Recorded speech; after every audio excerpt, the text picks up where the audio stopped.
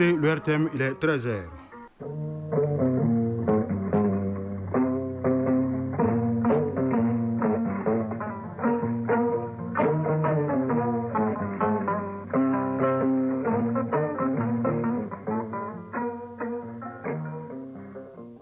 Le journal Siaka Konaté.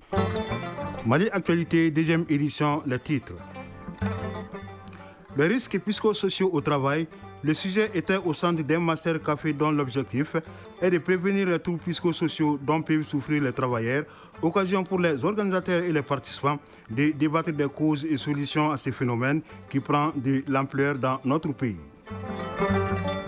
En France, l'Assemblée nationale a observé hier une minute de silence à la mémoire d'Aboubacar Sissé, un jeune Malien assassiné vendredi dernier dans une mosquée. Son assassin, qui s'est rendu à la police italienne, a accepté d'être remis à la France. En sport, la fin de la 19e journée du championnat de Ligue 1, la deuxième finale, demi-finale de la Ligue européenne des champions opposant ce soir le FC Barcelone à l'Inter Milan constitue le menu de la page sport de cette édition, essentiellement consacrée au football. À suivre dans la chronique de l'environnement, les partenariats que l'Agence nationale de la Grande Muraille Verte du Mali a noué pour la mise en œuvre de ses activités, notamment la plantation d'arbres pour lutter contre la désertification. Mesdames et messieurs, bonjour, bienvenue dans cette édition, mise en onde par Almata Ouattara et mise en ligne par Badi Touré. La liste des œuvres sociales du président de la transition se rallonge avec l'inauguration de 2 nouveaux forages pour le monde universitaire. Le 420e est au bénéfice du corps professionnel et les étudiants de l'Institut universitaire pour le développement territorial. Le 421e a été réalisé à la faculté des sciences économiques et de gestion sur la colonie du savoir à Badalabougou. Nous y reviendrons dans quelques instants avec Abibatou Dit Kouyan Djakité. En attendant, sachez que l'Institut national de formation des travailleurs sociaux a servi de cadre au Master Class Café Psychologie, une initiative du cabinet Psycho Solutions Internationales visant à discuter et trouver des solutions aux potentielles difficultés auxquelles font face les travailleurs. Les discussions ont porté sur les risques psychosociaux au travail, les comptes rendus de Awa Adaman Koulibaly. Quelqu'un qui était très lucide avant, il commence à délirer, mais pourquoi? La raison était pourtant sous leurs yeux. Tchorno Hadi Kanté, directeur des ressources humaines de la Sonatam. Le fait que nous mettons sous pression le personnel pour réaliser les objectifs commerciaux, c'est-à-dire que nous les assignons, font que certains, notamment le cas de celui dont je parle, a eu énormément du mal à s'adapter à cet environnement de travail. Cet exemple est loin d'être un cas isolé. Au contraire, il est assez fréquent dans les services. Plusieurs situations favorisent les troubles psychosociaux. Dr Aboukar Mahaman Kounta, formateur. L'organisation du travail, un travail mal organisé où les rôles ne sont pas bien définis, où on ne sait pas qui doit faire quoi. Vous avez les relations sociales au travail, un travail où vous avez assez de conflits, de mésententes. S'ajoute à celle-ci le manque d'autonomie et de marge de manœuvre. Pour prévenir et gérer les risques psychosociaux, plusieurs possibilités s'offrent aux employeurs. D'abord, il faut qu'ils soient formés, il faut qu'ils connaissent le phénomène. Les plaintes des collaborateurs, il faut tous les prendre au sérieux, il ne faut pas les minimiser. Il faut célébrer leur succès, il faut les reconnaître.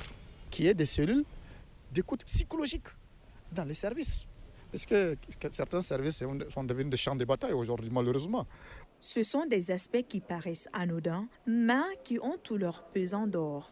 Ce 4e Café Psy se tient en prélude aux 2 journées mondiales célébrées au nom des travailleurs. Guida Seo Weigalo, directeur associé du cabinet Psychosolutions Internationales Mali. C'est le 4e numéro et aujourd'hui nous l'organisons dans le cadre des journées internationales de la prévention des risques psychosociaux au travail et en même temps de la journée internationale du travail. Le travail est une dynamique globale et lorsqu'un élément est absent, c'est tout le système qui risque de connaître un affaissement ou une souffrance généralisée. Je le disais, la liste des œuvres sociales du président de la transition se rallonge avec l'inauguration de 2 nouveaux forages pour le monde universitaire. Le 420e est au bénéfice du corps professoral et des étudiants de l'Institut universitaire pour le développement territorial. Le 421e a été réalisé à la faculté des sciences économiques et de gestion sur la colline du savoir à Badalabougou. L'inauguration des deux forages a été suivie par Abibatou Dit Koyan Djakiti.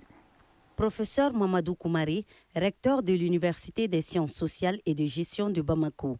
L'Institut de développement territorial est confronté à un manque d'eau. Et l'attente fut brève de voir réaliser 2 forages sur la colline du savoir à Badalabougou, en commune 5 du district de Bamako, où étudient des milliers d'étudiants. Ainsi, l'Institut universitaire de développement territorial IUDT et la Faculté des sciences économiques et de gestion sont les bénéficiaires des 420e et 421e adductions d'eau issues du programme des œuvres sociales du président de la transition, professeur Adama Diabaté, directeur de l'IUDT. Il y a un adage qui dit que l'eau c'est la vie et qui donne de l'eau à quelqu'un assainit sa vie. Professeur Boubacar Sanogo, doyen de la FSEG. J'ai pu vous assurer de la bonne utilisation, de l'utilisation optimale de cette infrastructure au bénéfice de l'ensemble de la communauté universitaire. Cela va de soi, vu que ce liquide précieux qu'est l'eau est indispensable à toute forme de vie. C'est d'ailleurs pourquoi le président de la transition, qui diversifie ses actions de solidarité en faveur des populations, met l'accent sur l'accès de tous à l'eau potable. Agui Boudamele, conseiller spécial du président de la transition chargé des œuvres sociales. On a donné 75 ambulances médicalisées. On a construit 3 centres de dialyse dernière génération. On a équipé plusieurs écoles. On a construit des écoles. On a équipé plusieurs centres de santé. On a construit plusieurs centres de santé. On a donné des milliers de tonnes de vivres. Tout ça, c'est pour traduire la solidarité et le patriotisme du président de la transition. Et pour qui veut bénéficier de cette générosité du général d'armée Assimi Goïta, sachez que vous n'avez qu'à adresser une demande à la présidence de la République et la réponse suivra. À l'intérieur du pays, le gouvernement de Koulikoro a abrité hier la 3e réunion d'échange avec les sociétés minières implantées dans le cercle de Kangaba autour des activités génératrices de revenus au profit de la population en général et en particulier en faveur des femmes. La rencontre avait pour but d'inciter les sociétés minières à respecter les recommandations issues des précédentes assises. Les représentants des sociétés minières se sont engagés à réaliser des activités génératrices de revenus au profit des populations. C'est ce que nous dit Adama Traoré depuis Koulikoro. Les responsables des sociétés minières, les représentants de la jeunesse, de la CAFO locale de Kankaba ainsi que les autorités administratives de la dite localité se sont réunis au gouvernorat de Koulikoro à la faveur d'une réunion d'échange.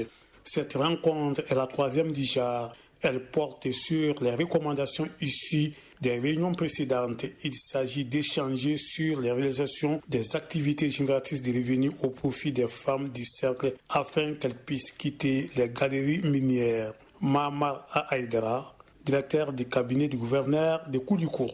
Maintenant, cette fois-ci, on se focalise uniquement sur les AGR, les activités génératrices de revenus, et pour les femmes et la jeunesse.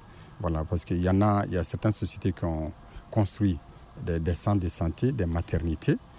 Certaines sociétés ont réalisé des pistes rurales. Mais on a dit que tout ça là, c'est bon, c'est très bien, c'est dans le cadre des plans de développement communautaire. Mais nous allons nous focaliser sur des activités qui vont occuper uniquement les femmes, pour l'instant, dans l'urgence.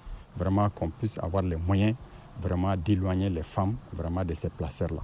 Les dirigeants des sociétés minières présents à cette rencontre ont réaffirmé leur volonté d'accompagner cette initiative. Daouda Soumaré, représentant de Perfect Mining. On est prêt à les aider en les créant des activités génératrices de revenus. Sadio Sissoko, représentant de Bakama Mining. Les sociétés ont donné leur avis sur le sujet. C'est un très bon sujet parce que ça attire les femmes pour ne pas être dans les placers. Si on les attire à quitter les placers, ça serait une très bonne chose. Les intéressés, il s'agit des femmes, ne sont pas restées en marge de la rencontre. Elles ont jugé nécessaire cette démarche.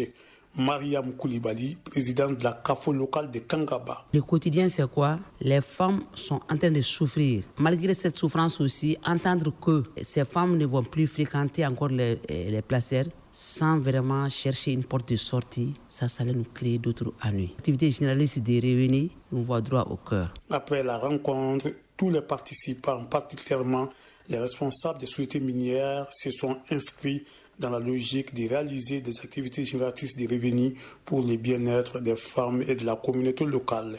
Koulikoro, Adam Traoré, Amadou Tchokari pour l'ORTM.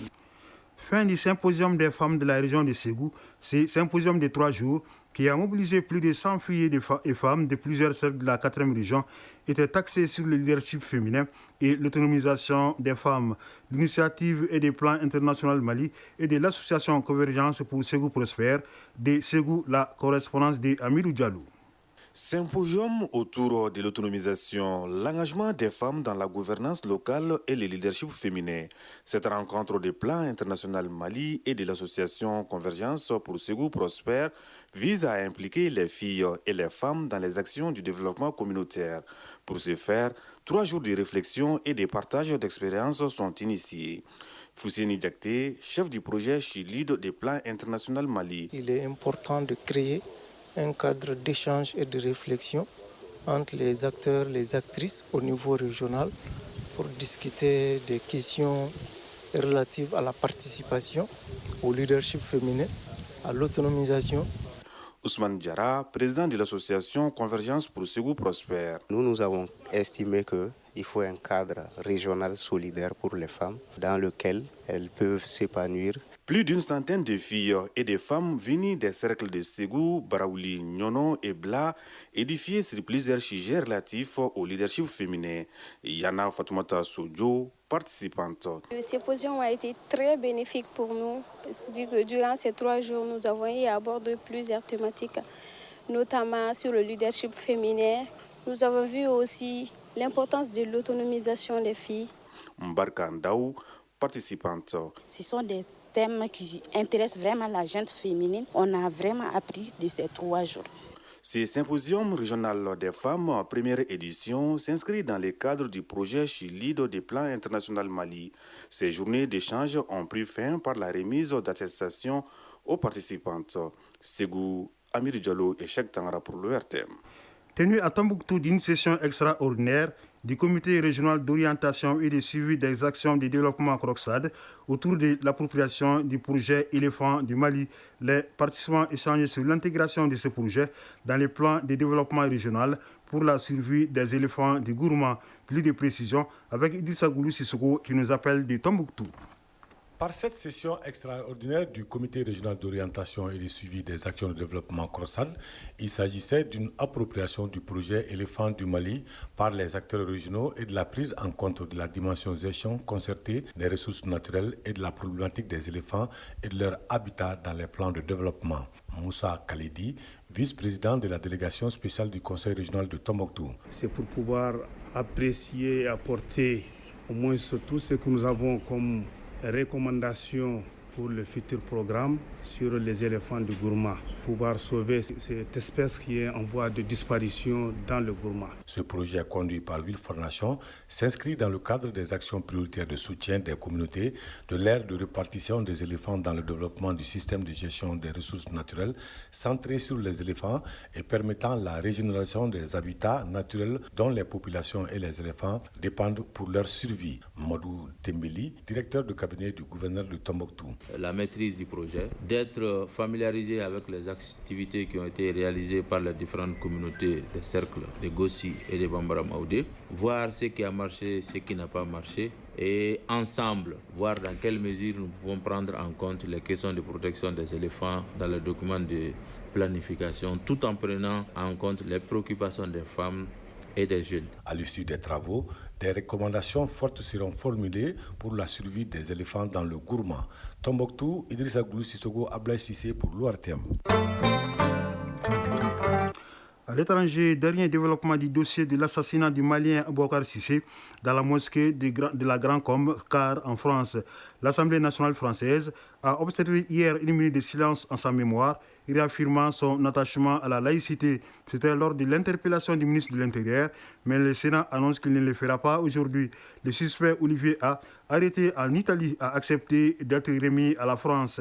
À titre de rappel, il a tué vendredi dernier Boubacar Cissé d'une dizaine de coups de couteau dans une mosquée. Le gouvernement algérien a proposé un projet de loi visant à rationaliser la mobilisation militaire dans un contexte de tension avec ses voisins ainsi qu'avec la France, ancienne puissance coloniale. Le texte, qui devait être dévoilé ce mercredi par le ministre de la Justice, a été approuvé en Conseil des ministres au début du mois. Les débats sur la loi de mobilisation générale intervient alors que le chef d'état-major de l'armée algérienne, Saïd Changria, effectue une série de déplacements dans les régions militaires frontalières pour superviser les manœuvres militaires. Le président américain a célébré hier ses 100 jours au pouvoir.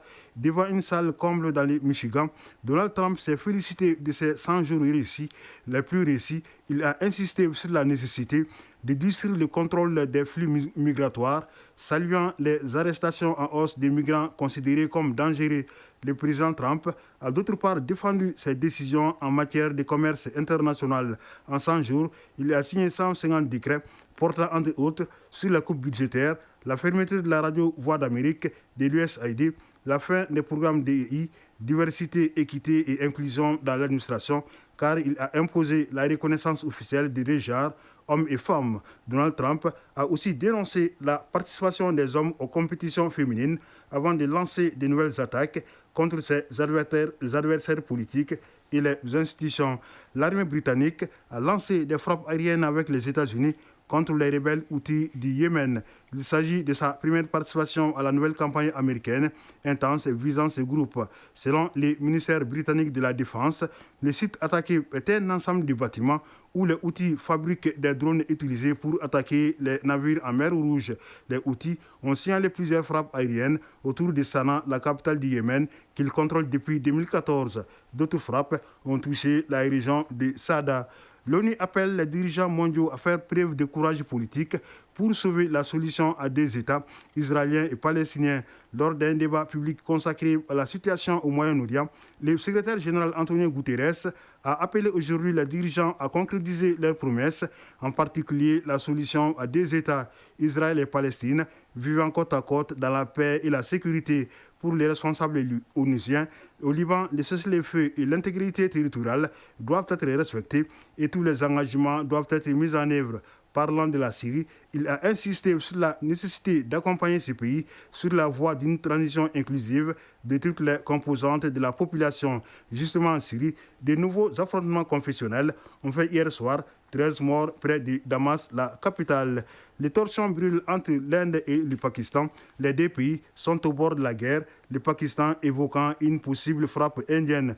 Le Premier ministre indien Narendra Modi a autorisé son armée à agir librement. Selon une source gouvernementale, il a décidé que les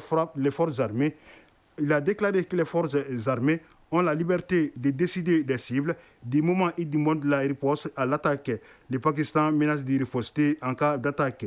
L'ONU et les États-Unis appellent à la désescalade et à la retenue. Le secrétaire général de l'ONU, Antonio Guterres, a condamné fermement l'attaque de Pahalgam, soulignant que les attaques contre les civils sont inacceptables. Allusion à l'attaque armée contre les touristes qui a fait 26 morts dans le Cachemire indien le 22 avril dernier et qui est à l'origine de la montée des tensions entre Islamabad et New Delhi.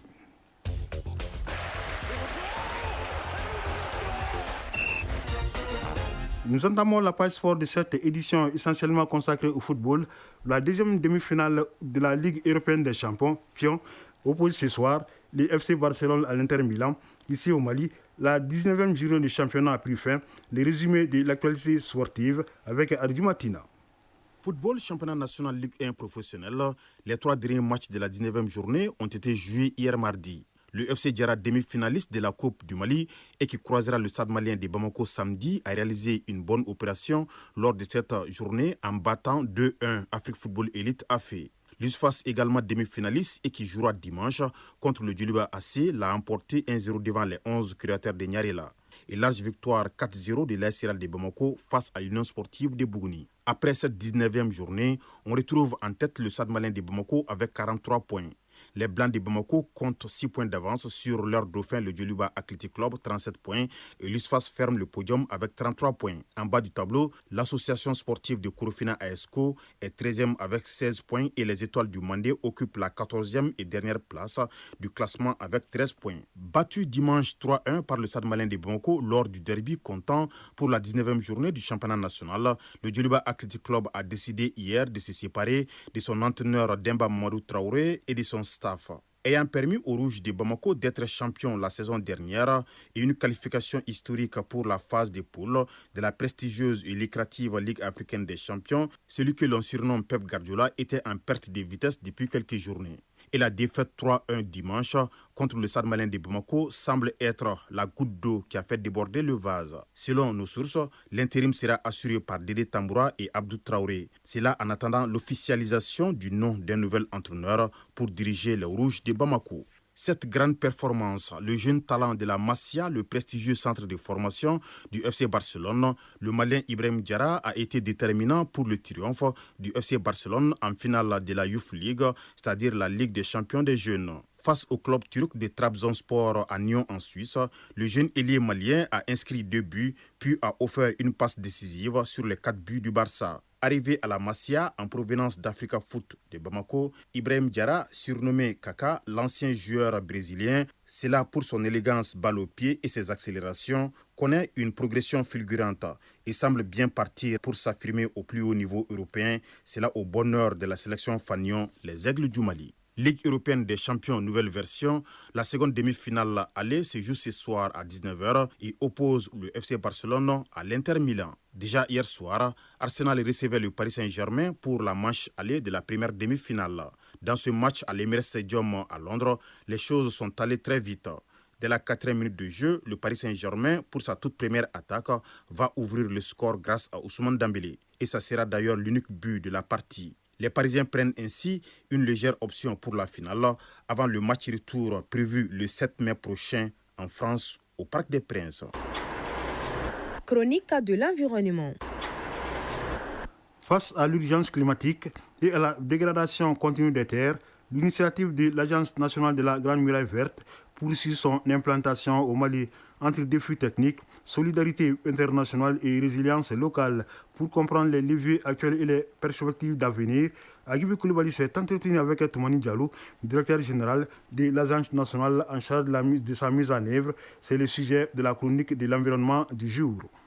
Depuis quelques années, l'initiative de la Grande Muraille Verte bénéficie d'un nouvel élan grâce à une synergie d'acteurs aussi bien nationaux qu'internationaux, détaille Toumani Diallo, directeur général de l'Agence de la Grande Muraille Verte au Mali. Le premier partenaire de la mise en œuvre de la Grande Muraille Verte, c'est l'État d'abord. Les chefs d'État se sont mis ensemble et ils disent que nous sommes confrontés aux mêmes défis environnementaux. Pourquoi ne pas prendre l'initiative, en tout cas de Dakar à Djibouti, qui va nous permettre de lutter contre l'avancée de cette désertification. À l'intérieur de ces États, il y a les collectivités territoriales. Ces collectivités territoriales, leur participation, leur contribution est indispensable. Mais à côté, il y a les partenaires techniques et financiers. Il y a aussi les secteurs privés. En tout cas, la Grande Muraille Verte donne une place de choix au secteur privé. Puisque pour inscrire même l'action dans la durabilité, il faut que nous-mêmes nous appuyions sur nos propres ressources. Il y a un dernier partenaire, ce sont les communautés bénéficiaires. Quand elles n'y adhèrent pas, nous n'irons pas loin. L'un des grands défis actuels reste l'adaptation aux effets du changement climatique. Aujourd'hui, tout le monde est conscient que le changement climatique est là. Ce n'est plus les mêmes conditions que nous vivions peut-être il y a 50 ans. Donc quand le phénomène est là et qu'on ne peut pas empêcher, il faut s'y adapter. Toute la notion d'adaptation. Et maintenant, pour s'adapter, il faut se donner les moyens de résilience pour s'adapter à cela. Aujourd'hui, il faut aller vers une diversification de nos activités agricoles. C'est pour cette raison, au niveau de la Grande Muraille Verte, nous, on a estimé qu'il faille mettre l'accent sur l'implantation des fermes agricoles communautaires intégrées. Le mot intégration a tout son sens. C'est-à-dire quand une activité ne réussit pas parce que la saison n'a pas bien donné, peut-être à côté, une autre activité a été développée sur le même espace qui peut permettre aux populations non seulement de s'adapter à ces conditions climatiques, mais de pouvoir résilier en tout cas par rapport à la situation. Pour permettre de réussir même nos actions de plantation, il nous faut adopter d'autres stratégies agroforestières telles que la RNA, la régénération naturelle assistée, qui nous permet de disposer des espèces adaptées à l'écologie présente, mais qui ont moins d'exigences par rapport aux conditions hydriques et autres. Quant au financement, des mécanismes innovants sont à l'étude pour garantir la continuité des actions précises du directeur Diallo. Le mécanisme de financement repose principalement sur les États, à travers les budgets d'État. De l'autre côté, il y a les partenaires techniques et financiers, en tout cas qui nous appuient, mais il y a le secteur privé. Mais au-delà, il y a aussi également les collectivités territoriales qui peuvent contribuer au financement de la Grande Muraille Verte. Mais nous avons aussi développé d'autres instruments au niveau de l'agence panafricaine. Très récemment, il y a eu un audit institutionnel, technique et opérationnel de l'agence panafricaine de la Grande Muraille Verte et les structures nationales. Donc à travers lesquels audits, il y a eu beaucoup de propositions de mécanismes financiers, tels que les banques carbone, tels que la mise en place des fonds de développement local. Pour renforcer l'impact de l'initiative, Toumani Diallo estime que des efforts supplémentaires sont nécessaires. D'abord, il faut renforcer la mobilisation des ressources, il faut renforcer la communication, mais il faut également renforcer la mobilisation humaine. La Grande Muraille Verte au Mali ne se limite pas à planter des arbres. Elle dessine les contours d'un avenir plus résilient, plus vert et plus inclusif. Et si ces racines prennent bien dans le sol malien, c'est parce qu'elles s'ancrent aussi dans la volonté des hommes et des femmes qui la portent au quotidien. C'est la fin de cette édition présentée par Chara Konaté avec la collaboration de Ousmane Dao et de Dossé Babadjara pour la réalisation, de Alimata Ouattara pour la mise en onde, la mise en ligne étant assurée par Badi Touré. Une édition à retrouver sur nos plateformes digitales. Restez à l'écoute pour pouvoir suivre les avis et communiquer. Merci de nous avoir suivis et bonne écoute radiophonique.